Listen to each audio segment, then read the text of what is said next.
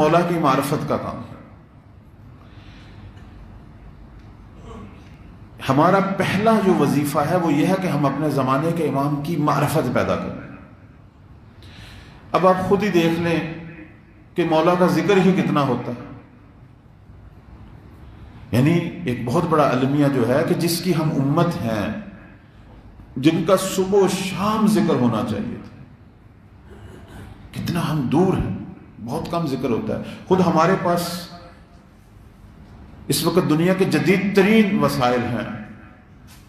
مجھے خود بتائیں، جوان یہاں بیٹھے ہیں، معذرت سے، چونکہ آج جو ہے رات یہ دلوں کو کھولنے والی رات ہے، جس طرح سید الشہداء کے انصار نے اپنے دل کھول کے اپنے مولا کے آگے رکھے۔ مجھے بتائیں کہ یہ آپ کے ہاتھ میں جو موبائل ہے، یہ طاقتور ترین چیز ہے دنیا کی، جس سے آپ ہر کچھ جو چاہیں، یہ خود ایک دنیا ہے۔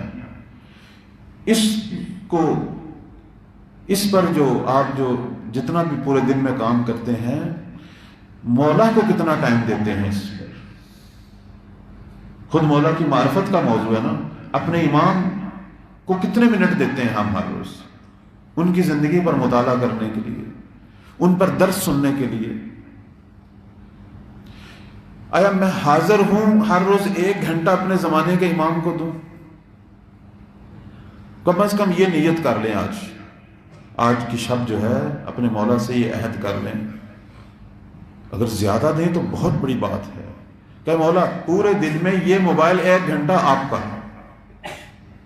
ویسے تو جو اہل انتظار ہیں، اہل معرفت ہیں، وہ تو کہتے ہیں سارا دن ہی آپ کا ہے، میں سارا کا سارا آپ کا ہوں۔ لیکن 1 گھنٹہ آپ اپنے موبائل، ٹیبلٹ، جو بھی آپ کے پاس ہے، مولا کی معرفت کے لیے اسے خاص کر دیں، مطالعہ کریں۔